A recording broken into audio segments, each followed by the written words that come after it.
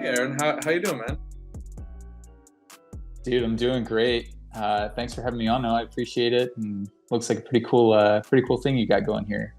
Yeah, it's definitely fun for me. I've started doing these in person, actually, and just with like kind of like a one camera setup, just whoever I can film locally, just talking to them. And I don't know why it's way more intimidating talking to people in person with a camera in front of you than just doing a Zoom meeting. But I think that's just because we're used to having Zoom meetings over the last few years. It feels kind of like an AI avatar, like a game chat over here. Like I'm not really talking to a real person. It's just the face on the screen. It might be Chat GPT. It just might. Um, Yeah, I might not be here right now. I just programmed it well.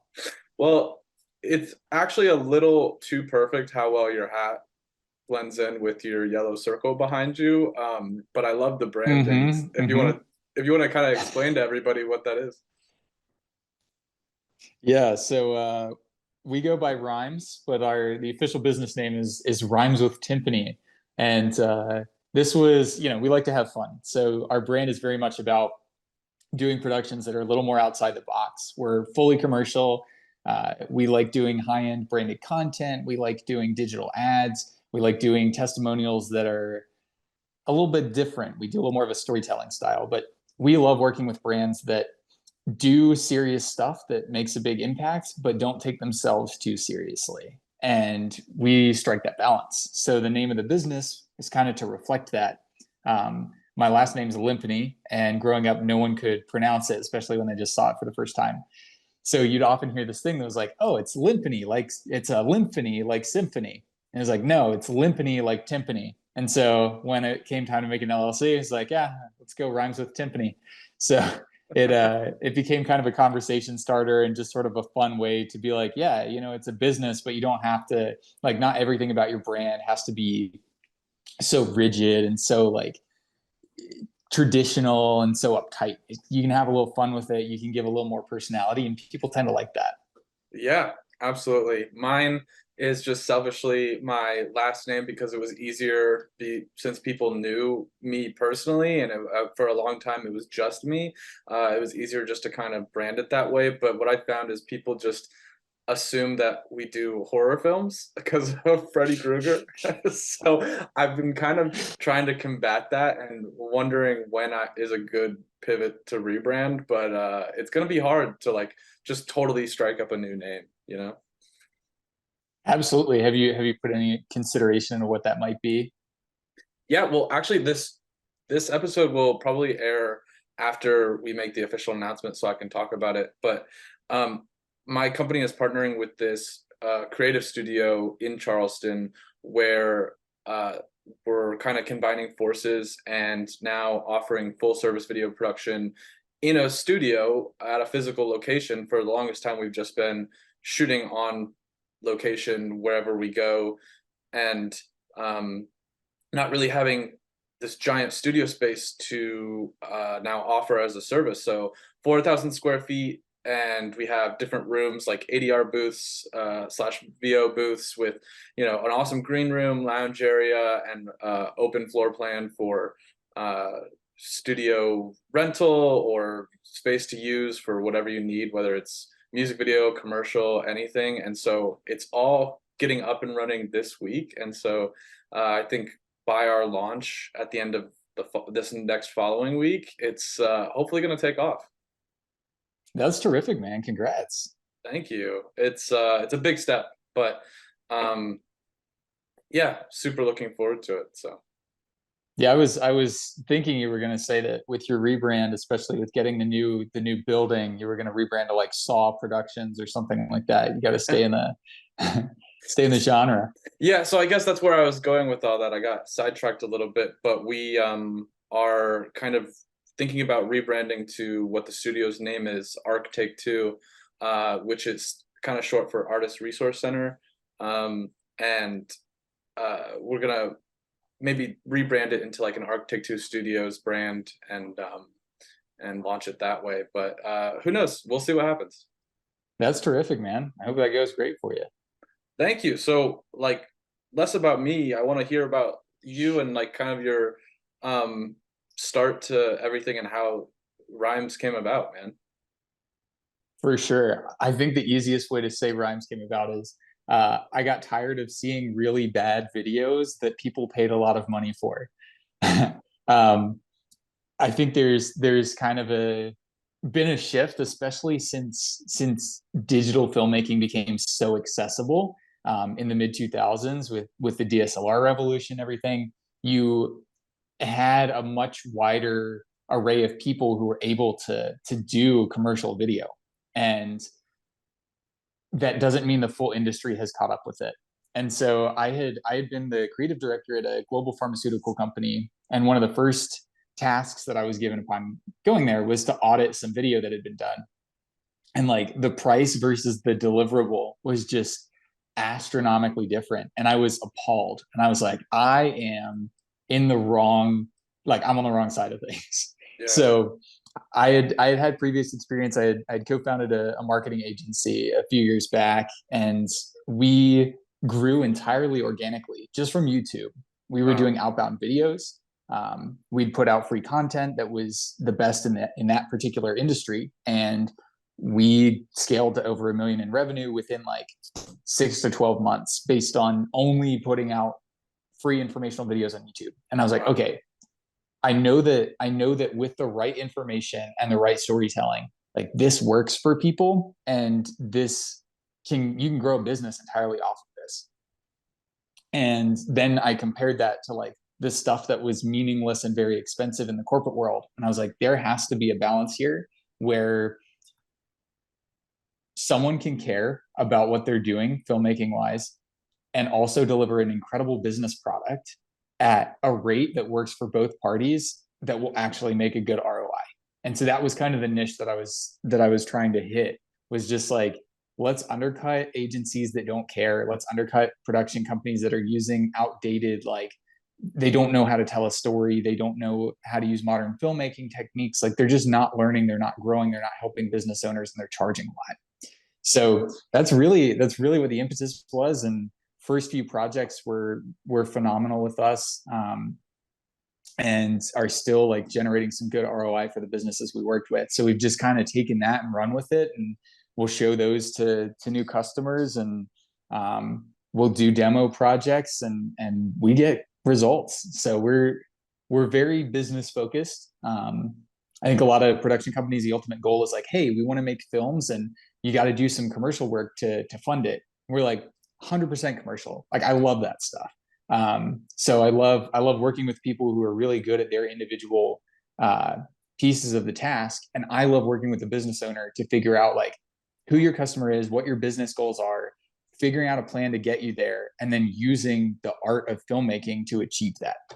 Yeah, that's awesome to hear. I think that it's fantastic that you can use storytelling within your commercial work. That's so important nowadays when people are just generating content after content that a lot of it has no meaning or education behind it. And you really, yeah, you don't learn anything from it. But I've seen a lot of your videos, and there's so much style and technical filmmaking behind some of the more straightforward, simple stuff you guys put out. However, it's very smart in the way that you get the educational material across by adding humor, adding fun transitions, or just kind of your timing has always been super good. So, how has your process kind of evolved, and how do you go about making one of those more short form social media clips? Yeah, for sure. So we actually have been ramping up our own video marketing recently. We like to practice what we preach. I fully believe in it, and so I'm investing a lot of time and resources into doing that. But we approach it the same way with a client, and it's kind of like we start with the end in mind. We're like, what action are we trying to get people to take when they watch this video? Is it, visiting a website and learning more? Is it making a phone call? Is it asking a question? Is it sending a DM? Like, is it showing up to an event? So we're like, all right, um, we want them to, let's say, show up to an event. Cool. So who is this event for? Like, what is the event? Who's it for? We talk about those questions. We talk about, um, this person, what do they like, what do they dislike, what else are they watching, what else are they doing. Like we're not making an avatar of like, oh, one person, we're putting a name on them. I think that's way too granular, but you're generalizing. You're like, hey, if we're marketing video I did very recently was for like a fictional spooky stories night at a pub, and it was like, who's coming to that? People who are interested in like horror, spooky stories, Halloween, like that kind of vibe. Automatically you're like, hey, we need to create a video that incorporates these factors and makes people feel the way they want to feel when they're immersing themselves in like a ghost story or horror film. And it's that simple. It's like, hey, let's create that environment, let's bring in a skull, let's bring in some candles, let's bring in lightning, let's bring like, so that whole thing, you can do in whatever space you have. You can do it with limited lights. Like if you don't have a light, video light that does lightning effects, just have someone stand at the light switch and go like in the other room, Yeah. like there's it's not about like having the technical stuff you need, but it's about like, hey, we can achieve this with minimal effort, with minimal supplies. It's just, what do we have laying around? I had a box of Halloween decorations. I was like, all right, let's grab some of those, throw them in the scene, boom. And now we've transformed this from a simple message about like, hey, come to our event, that doesn't capture attention, to something that's like, hey, anyone who's interested in this is going to be hooked from the first second because they're seeing something they like. Mm-hmm. So that's our typical approach to any type of video. It's like, what emotion do we need to generate to create the action we want in the customer, and what is the easiest way for us to accomplish that, and what's the best way for us to accomplish that. And it really is that simple. That's awesome. I mean, it is that simple when you get really creative with it and just see what you can kind of piece together and use your imagination. So that's awesome. You mentioned kind of ramping up your own video marketing. We've been trying to do the same. And when you're sitting there kind of in the writer's room coming up with ideas, it can be very easy to go more towards the structured, already existing format of very business focused, and this is how it should be laid out, A, B, C, D, in terms of like presenting a video. But how do you try to switch it up sometimes? Like, do you have like a writing process that you stick to, or? Yeah, so I think the first thing to address here is kind of what you're talking about with the more traditional structure of a video. And when digital video first came out, it was very easy to like get on YouTube, make anything, especially if you're talking about a topic. Mm-hmm. And it was just like, you're going to rank because you're the only expert, you're the only person talking about this. And as the internet has evolved, the necessity of being entertaining and being more than just an expert has increased. So like, you can't just know your stuff now. You have to know your stuff and you have to present it in a way that people like. And so the way that I like to approach this is, number one, I have a list, and it's a checklist for every video, and it's very simple. And at the very top of that list is like, what is our message? And number one, it's video strategy creates ROI. Number two, it's we don't make boring videos. Yeah. So like, those are the two main keys. There's some other elements that are about like, hey, in each of our marketing videos, we need to demonstrate expertise. So we show that through like cinematography. We do comparisons where it's like, here's what it looks like when we light something, and here's what it looks like when we don't. How do you feel about that shot? So it like speaks for itself. We're showing more than telling as much as possible in those. But the main things on that checklist are about those strategies. So for every video we make, we are trying to either demonstrate a strategy or a tactic within that strategy that is going to be effective for the company. I'll give you an example. So in picking a topic, I'll usually think about like, all right, if someone is a, let's say, business owner, they're in the fitness space and they are maybe an online fitness coach and they're trying to expand. Like, what types of stuff are their potential customers going to be searching for that they can be positioned as an expert on? The reason I'm doing that is like, that's their number one way of getting customers. Someone searches, finds their expertise, is like, I need more information, I'm going to pay for that. Boom. So it's like, all right, you need to be putting out informational content. Well, a million people are doing online informational fitness content. So how can we differentiate you? What is special about you? What is your like key message that other people aren't talking about as much? So we find that message, and there's going to be dozens of others that are also talking about that message. So then we say, okay, we've got your messaging down. We've whittled that field to have you stand out. Is there a unique spin you can put on it? Is there something unique about you? Is it like a mom? Is it a guy who's a former bodybuilder? Like, are you appealing to a particular niche within people who are searching for that thing? Then we get into the individual creative style. And one of the things I like to do is use A, subplots, and B, metaphors. So once you whittle it down, we're going into these storytelling elements. One of the easiest, quickest ways to get started with making a video more interesting and more engaging is, instead of just sitting down and telling it like a talking head, you move a viewer through a story that's happening without words. So in videos before, I've used like chopping wood. So talking about a subject that has nothing to do with chopping wood. And then the scene changes. We move locations. The person's now throwing wood in the fire. And it builds up to this moment where something that they're doing in this particular video, it was like talking about filmmaking, chopping wood, loading that in the fire. And then at some point it talks about like lighting the fire of social media greatness. And boom, now you have a payoff for that subplot. Stuff was going on the whole time. The audience is subconsciously thinking like, what's he doing? Why is he chopping wood? Why is he throwing this in? What does this have to do with the video? You get that payoff, and suddenly they're like, aha, like there's a point to all of this. It's an interesting thing that's going on, and it's going on behind the scenes. So if you can build in those subplots to your video, great. The next level is that metaphor. If you can find something that relates to your subject matter that's interesting, then you can incorporate that into the video as well. So we did one for one of our marketing videos with an avocado, where it's like, hey, if you're surface level marketing, you're showing the outside of the avocado, like someone who hasn't seen an avocado has no idea what you're talking about. That's not how you eat it. And I like took a bite out of an avocado that was whole. That was part of the hook. And then we ended up making guac out of it. So there's this subplot going on, but there's also a metaphor. It's like, hey, when you're not marketing your business correctly, you're just showing the skin of the avocado instead of the guac that can be made with it. So those things, there's a bunch of little tactics that go into it.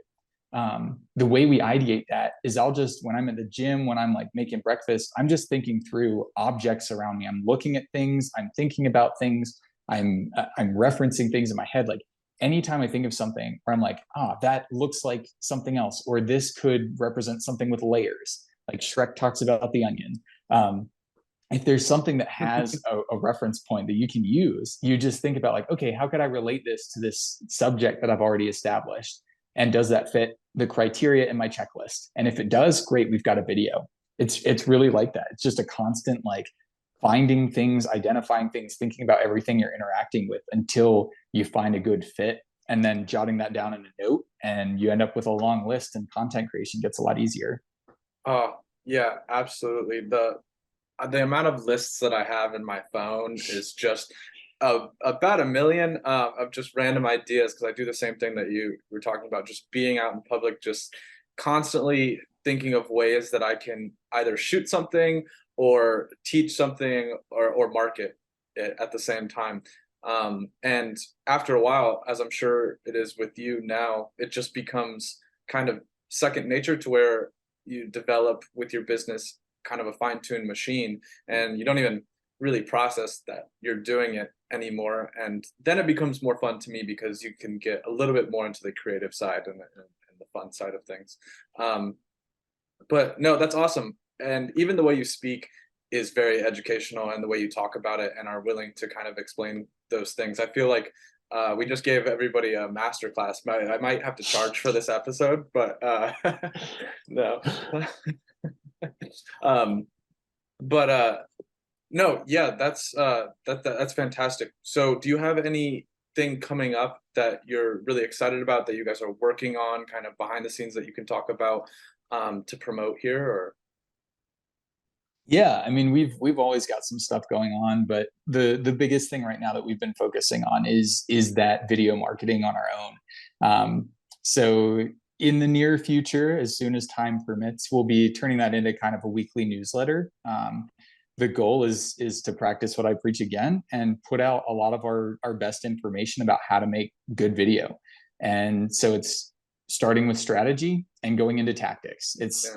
This isn't going to be a newsletter that's like, here's how to place your key light in the optimal position and what gear you need to make this. It's going to be like, hey, if you're this type of company, this is a good strategy for you to use to actually find new customers with video. Like, what video marketing works. We're going to be digging into data. A lot of studies have been done, but the ones that get the most attention have mostly been done by video production companies. And so personally, I'm not going to trust data coming from a large video production company about video production, because of course they're trying to sell you video production. So I'd rather get into some of these smaller research studies that are a little more accurate, give people realistic numbers of what to expect, and then put out information on how to achieve success with their video marketing. So that's kind of the biggest thing in the pipeline right now. Cool. Yeah, absolutely. Do you have a 5 to 10 year goal on where you want to be, or are you pretty happy with where you're at and just keep on rolling?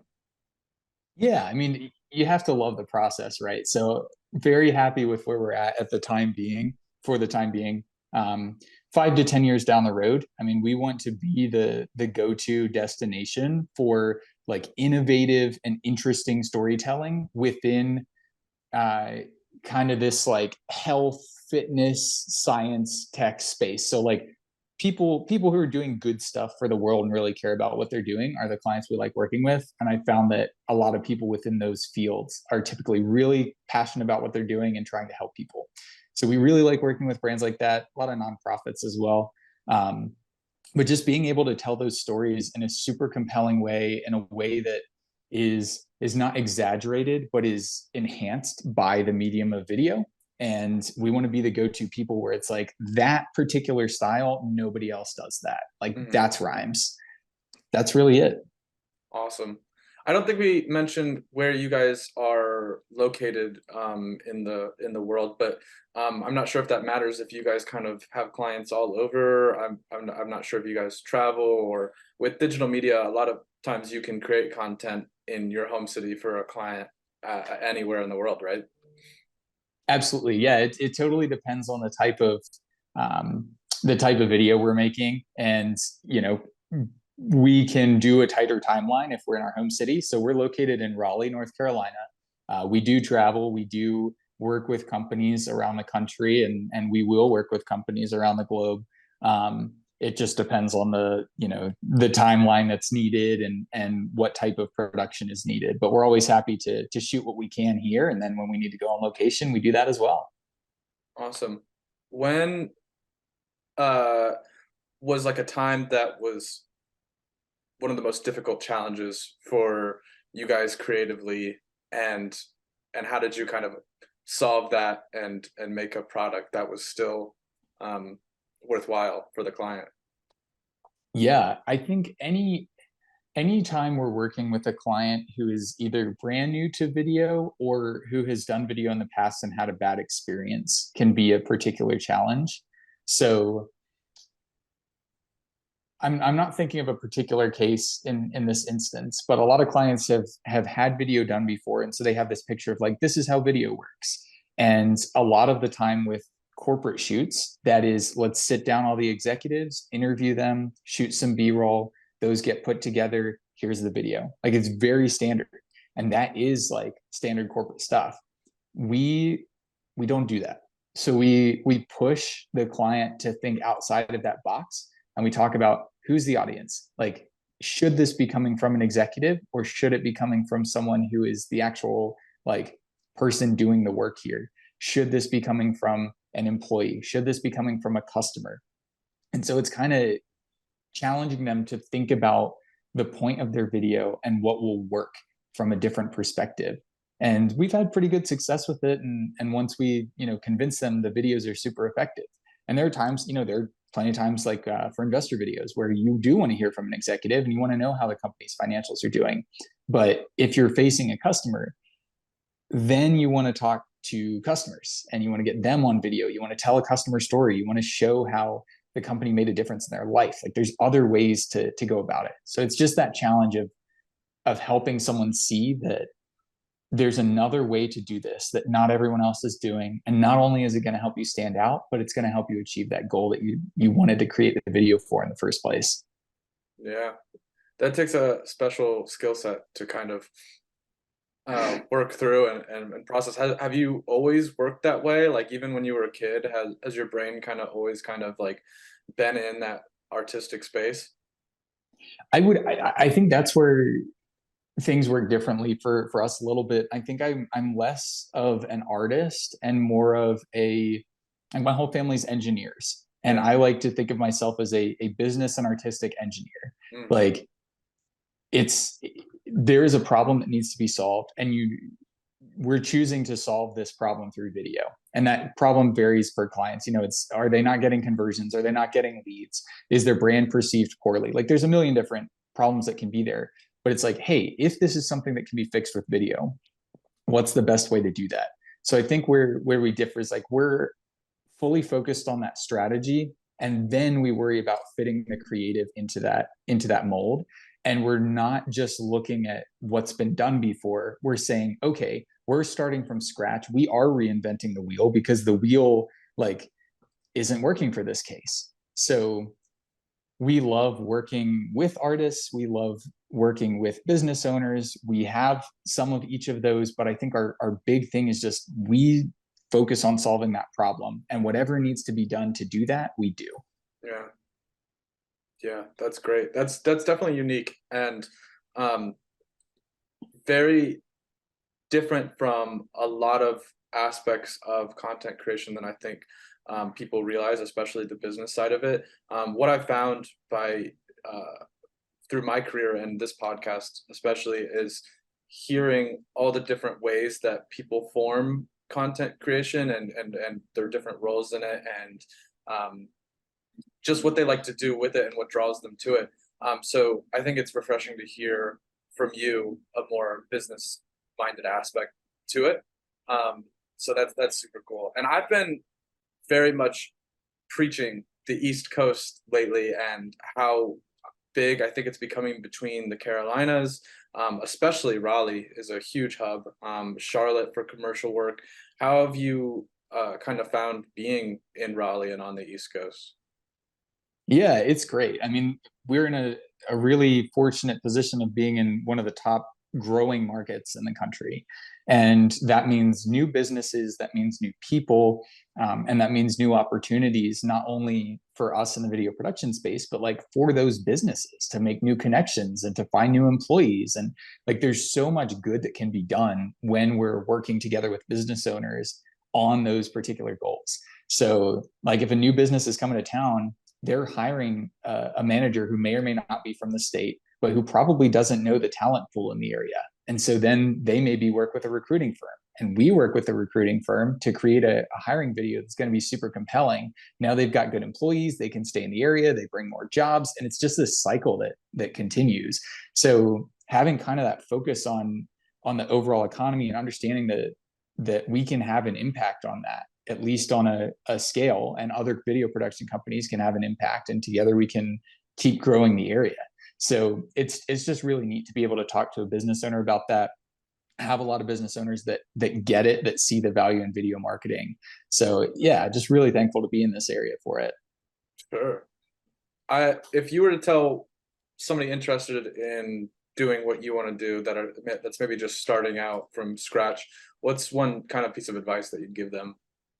Yeah. So it's just like ask questions and understand what other people need and want for their businesses and careers.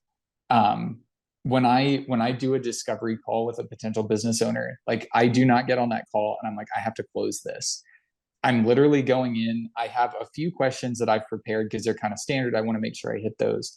But generally, I'm just talking to them as like business owner to business owner and seeing what is it that is your issue? Like, why have you decided to reach out and contact me?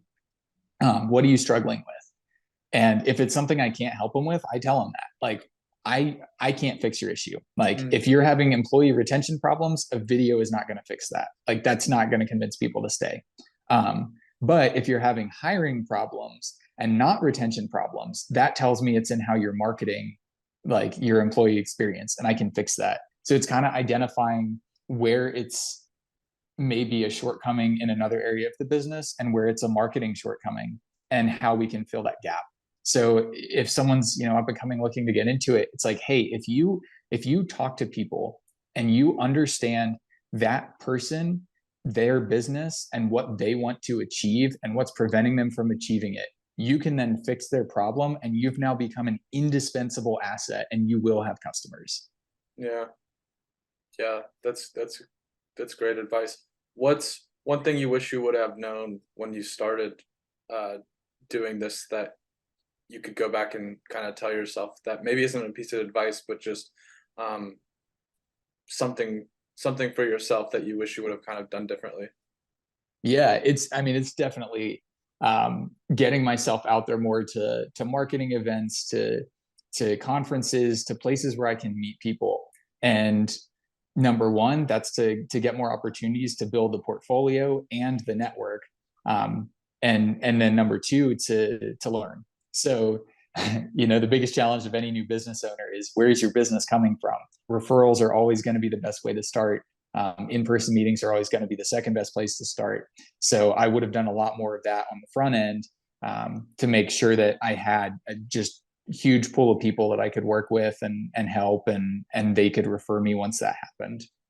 Yeah, absolutely. I found the value in that lately as well. Just trying to go to as many networking events as possible, just talking with people on even a human level, getting to know them and why they do um, what they do, kind of like what we're doing here. And so I found that very beneficial. And a lot of people, I think, maybe they are scared to do it on the front end because it is a lot of work to get yourself out there, and especially if you have a hard time kind of meeting people, talking with people.